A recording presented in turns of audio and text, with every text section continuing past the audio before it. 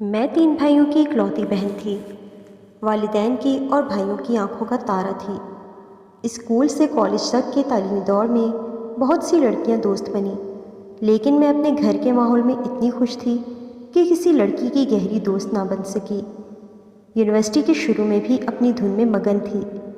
University میں میرے مزاج میں تبدیلی آئی۔ یہاں میں نے بہت سے دوست بنائے، انہی میں سے ایک فراز تھا۔ فراز پڑھائی کے ساتھ ساتھ طنز و مزاح میں بھی کمال رکھتا تھا۔ رفتہ رفتہ ہماری دوستی گہری ہوتی گئی۔ میں دھیرے دھیرے فراز کے عشق میں ڈوبتی گئی۔ جتنا زیادہ فراز کو اہمیت دیتی، میں نے محسوس کیا فراز کے دل میں میرے لیے محبت جیسا جذبہ کہیں بھی موجود نہ تھا۔ اگر موجود تھا بھی تو فراز اسے پہچان نہ پایا تھا۔ وہ ان لوگوں میں سے تھا جو چاہے جانا تو پسند کرتے ہیں، لوگوں کی نظروں میں رہنا جن کی پہلی چاہ ہوتی ہے۔ وہ خوبرو اور وجیح شخصیت کا مالک تھا۔ پوری یونیورسٹی میں اس کے چرچے تھے۔ میں فراز کی محبت میں اتنا بھی نہ ڈوبی تھی کہ اس کے بغیر نہ رہ سکوں، لیکن پہلی بار مجھے دکھ تب ہوا تھا جب فراز کالج کینٹین میں میرے پاس سے اٹھ کر فائنل کی لڑکی کے ساتھ خوشگپیوں میں مصروف ہو گیا، اور پھر وہ اس لڑکی کے ساتھ مصروف نظر آنے لگا۔ میں خود کے بنائے گئے خوابوں کے محل کو کرچی کرچی ہوتے دیکھتی رہی، اور فراز کے کہکے میرے خوابوں کی توہین کرتے رہے۔ ان دنوں یونیورسٹی میں یہ جوڑی خوبصورت کپل کے نام سے مشہور تھی، اور میں تھی کہ دل ہی دل میں خون کے آنسو بہا رہی تھی۔ میرے دل میں فراز کے لیے صرف اور صرف محبت تھی، مگر فراز میرے جذبات سمجھ نہیں پایا تھا، اور مجھے کسی طور یہ منظور نہ تھا کہ اپنی ذات کی توہین کروں۔ میں خاموش رہی اور فراز سے بہت دور رہنے لگی۔ کچھ ماہ اس لڑکی کے ساتھ وقت گزارنے کے بعد فراز میرے پاس آیا۔ میں نے پوچھ لیا، آج وہ لڑکی کہاں ہے؟ میرا ایسا کوئی ارادہ نہیں تھا میں اس پر اپنے احساسات ظاہر کروں۔ بور ہو گیا ہوں، فراز کے لہجے میں بیزاریت تھی۔ مجھے دکھ پہنچا۔ تم ایسا کیسے کر سکتے ہو فراز؟ لڑکی کوئی کھلونا تو نہیں ہے جس سے تم کھیل کر بور ہو جاؤ گے، میں نے دکھ سے کہا تھا، اور فراز مجھے سنجیدہ دیکھ کر مسکرا دیا۔ وہ مجھے بتا رہا تھا، یہاں کی لڑکیاں بھی مطلب پرست ہیں، ان کے فیشن پورے کرواتے رہو تو ساتھ چلتی ہیں، ورنہ نئی راہوں کی سمت سفر شروع کر دیتی ہیں۔ لہٰذا لڑکوں کے لیے لڑکیاں ایک سگریٹ سے زیادہ نہیں ہوتی کہ جب تک ان کا ذائقہ منہ کو ملتا رہے وہ پیتے رہتے ہیں، اور جب ختم ہو جائے تو پھینک دیتے ہیں۔ اب ہر لڑکی تمہاری جیسی تو نہیں ہوتی نا، منزل مقصود جیسی، جس کے پاس تھک ہار کر جب چاہو چلے آؤ، وہ صرف آپ کی امانت ہوتی ہے۔ فراز میری آنکھوں میں دیکھتا کہہ رہا تھا۔ اس کی پہلی بار اظہار اور انداز ایسا تھا، میں اس کی باتیں سن کر مسکرا رہی تھی۔ میں نے اسے مخاطب کیا، فراز کیا رشتہ صرف ایک لڑکی بناتی ہے؟ مرد کا اس میں ہاتھ نہیں ہونا چاہیے؟ میں اسے اشاروں میں سمجھانا چاہتی تھی، لیکن فراز فی الحال سمجھنے سمجھانے کے موڈ میں نہیں تھا۔ چھوڑو، شادی تو میں تم سے ہی کروں گا، اور مجھے پتہ ہے تم مجھے ہمیشہ سنبھال لو گی، وہ ایک آنکھ دبا کر شرارت سے بولا تھا، اور فراز کی یہ بات سن کر میری روح تک میں سکون اتر گیا تھا۔ پھر مجھے کوئی بات یاد نہیں رہی تھی۔ فراز نے میرے ساتھ محبت کے کئی وعدے کیے، اور میں اس کی محبت میں سب بھول گئی۔ اس کی تمام تر غلطیاں بھی، وہ جو بھی کہتا اس کا کہا حرف آخر ہوتا، اور جو بات اس کی نہ ماننے والی ہوتی وہ فراز حق جتا کر زبردستی منوا لیتا، اور میں محبت کے نام پر سب کچھ کیے جاتی، سب دیے جاتی کہ فراز کا حق جتانا مجھے اچھا لگتا تھا۔ کچھ وقت اور گزرا، فراز کسی اور لڑکی کی زلفوں کا اسیر ہو گیا۔ ایسے میں نے ہر وہ ممکن کوشش کی جو فراز کو میری جانب لا سکتی تھی، مگر فراز نے میری نہ سنی، مجھ کو نظر انداز کرتا رہا۔ مجھے فراز کے رویے سے بہت تکلیف پہنچی تھی۔ اس رات میں اس کی باتوں کو یاد کر کر دیر تک روتی رہی تھی۔ نماز فجر کی ادائیگی کے بعد اللہ پاک کے حضور دعا کی تو آنکھوں سے آنسو بے اختیار رواں ہو گئے۔ اللہ سے التجا کی، میرے مالک کیا تو نہیں جانتا کہ اب مجھ میں سکت باقی نہیں رہی؟ ایک لڑکی محبت ایک ہی بار کر سکتی ہے، پھر کیوں مجھے عذاب میں مسلسل رکھا ہوا ہے؟ کوئی شخص میری زندگی کو امتحان گاہ کیسے بنا سکتا ہے؟ مان لیتی ہوں اللہ کہ مجھ سے غلطی ہوئی، پر میں وہ غلطی اب دہرانا نہیں چاہتی۔ فراز کو مجھ سے دور کر دیں۔ کبھی اس کو مانگنے کی دعا اللہ سے مانگی تھی، آج اس سے دوری کی دعا مانگ رہی تھی، اور پھر مجھ کو جیسے سکون مل گیا تھا اور میں دیر تک یوں ہی روتی رہی تھی۔ میں ان دنوں بہت اداس رہتی۔ امی کی کزن کا بیٹا عمر ہمارے گھر لاہور سے آیا۔ عمر اعلیٰ عہدے پر فائز پڑھا لکھا تھا، جسے میری اداسی میں ڈوبی صورت سے محبت ہو گئی تھی۔ اس نے مجھ سے جب اظہار کیا تو مجھے عمر قابل اعتبار لگا تھا۔ وہ دنیا سے بہت الگ تھا۔ اس کی آنکھوں میں عجیب سی چمک تھی، جس کی بنا پر میں زیادہ دیر تک اس کی آنکھوں میں نہیں دیکھ سکی تھی۔ وہ میرے جواب کا منتظر رہا، لیکن میں خاموشی سے اس کے سامنے سے ہٹ گئی۔ وہ اندر امی ابو کے پاس چلا گیا۔ میں سوچتی رہی، یہ لڑکے جال بچھانے کو ایسے ہی معصوم بن جایا کرتے ہیں۔ مجھے وہ معصوم لگا، مگر میں اسے ایک بھی موقع نہیں دینا چاہتی تھی۔ وہ جب بھی مجھ سے بات کرنے کی کوشش کرتا، میں اپنے کمرے میں چھپ جایا کرتی تھی۔ اس سے بات کرنا نہیں چاہتی تھی کہ میرا موڈ کسی بھی اجنبی سے بات کر کے خراب ہو جایا کرتا تھا۔ فراز جب تک میرے ساتھ رہتا، میں سب سے ہنسی مذاق کرتی تھی، مگر اس کے بعد میرا دل ہر چیز سے اچاٹ ہو گیا تھا۔ عمر کے لاہور جانے کے بعد امی نے مجھ سے عمر سے شادی کا ذکر کیا۔ میں خاموش رہی۔ کچھ ماہ بعد عمر اپنے والدین کے ساتھ پھر آیا۔ میرے ساتھ ٹیرس پر بیٹھے ہوئے مجھ سے عمر نے جواب مانگا۔ میں نے اپنی زندگی کا سب کچھ عمر کو بتا دیا۔ اب عمر سب جانتا تھا، لیکن وہ سمجھتا تھا کہ کسی کے ماضی کو دیکھ کر اس کے مستقبل کا فیصلہ نہیں کرنا چاہیے۔ اگر آپ اس قابل ہیں کہ کسی کو اپنے ساتھ لے کر چل سکیں، تو اس کا مطلب واضح ہے کہ اس کا مستقبل آپ کے ساتھ ہوگا۔